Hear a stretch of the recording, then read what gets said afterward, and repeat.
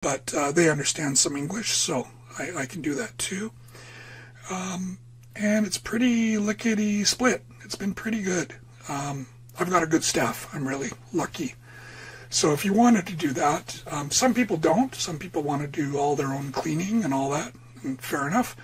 But for me, I wanted to set up the business. I want to be able to meet my friends and play poker and know that the guest houses are being run well. And here and there, I have to go out and do things, of course, and I want to. But it's nice to know that I have a staff that can do that for me. One thing I found surprising was I actually really enjoy decorating. So that was a surprise. Yeah, I really enjoyed thinking about the guest houses, and I wanted to have kind of a theme at each one. The Canadian house is it's a Victorian style house, and so I wanted to have kind of a European feel, but with a bit of Canadiana thrown in, because it did come from Canada, and I'm from Canada. And one room's a Harry Potter room. We have a lot of Harry Potter stuff in it. I actually don't advise doing a Harry Potter room, because there are a certain percentage of people who think that's dangerous or scary, But yeah, having some kind of theme is kind of fun. And then at the other guest house, which is not so far away, kind of just down the road, really. At first we had a Disney theme, because I was thinking we'd get a lot of families. And then we changed that to kind of a 1950s, 1960s America with model cars from the 50s and 60s, Elvis Presley, Marilyn Monroe. We spent a lot of money improving it. Excuse me.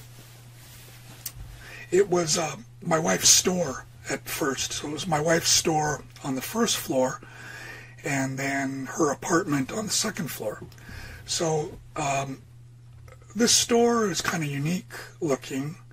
For example, the dining area is kind of raised up a bit, it's kind of fun actually. It doesn't have a full bath, but it's got a shower and a toilet.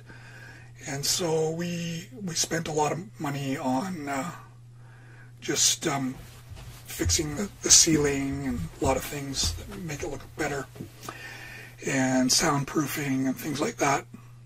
New fridge, and fixing up the shower area, all that stuff. We had to get anti-flammable carpet and curtains and a new alarm system. So it has been thousands and thousands of dollars. So I would not get into Airbnb thinking you're going to make quick money. But I'm looking at this as a potential retirement income. I mean, I think it will be. I think it's going to be our pension. And again, I mean, even when you're really old, I'm 57 now. When you're really old, I mean, you can have a staff doing, most of the hard stuff, the vacuuming and bed making, all that stuff, and you can, basically be directing them by email or line message or whatever you want to set up. Right. Yeah, you'll find your house has never been cleaner. Our house was a nightmare before, but it's very clean now. Yeah, it looks good. Proud of it. Yeah, I was talking about decorating before too. The second floor, so we have these two guest houses, and the second floor we made kind of a cowboy style, kind of Wild West style, and the guests enjoy it.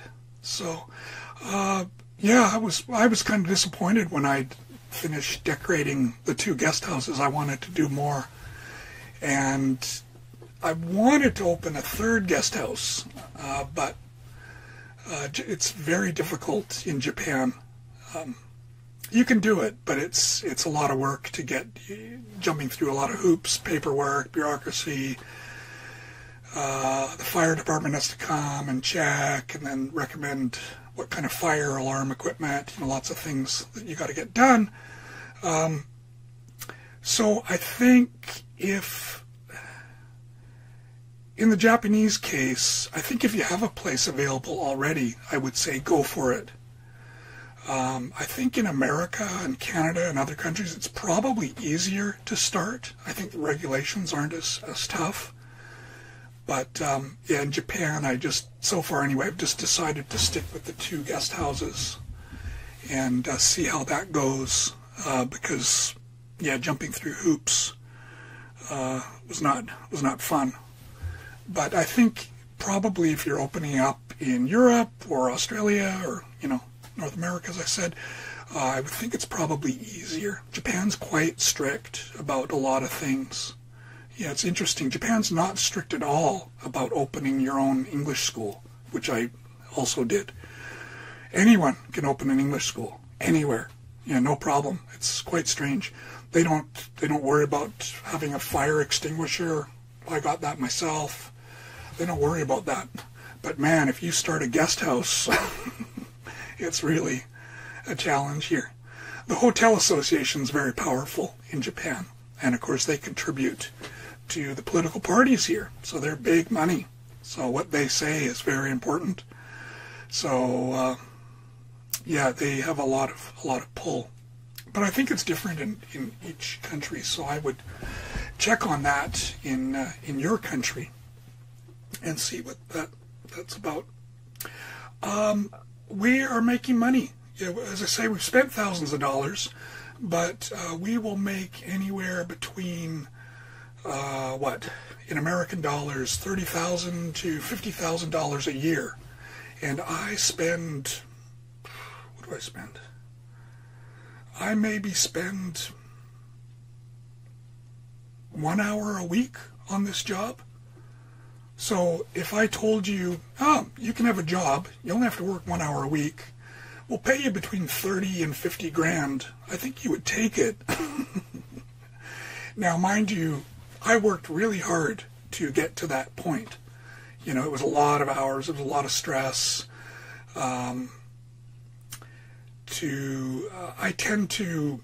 work better when I give myself a deadline, otherwise I just don't do it. So I just decided, okay, we're opening up the guest house on, May 1st, and I just made sure that everything was ready on May 1st. Otherwise, I wouldn't have done it. So I would try it. If you have a place and you're thinking of doing this, yeah, I would seriously think about it. Yeah, my guest house one is called Kevin's Guest House, and the other is Mary Lou's Guest House, and we're on Airbnb, so you can easily check what I'm saying. Business, of course, has been way down during COVID, and there are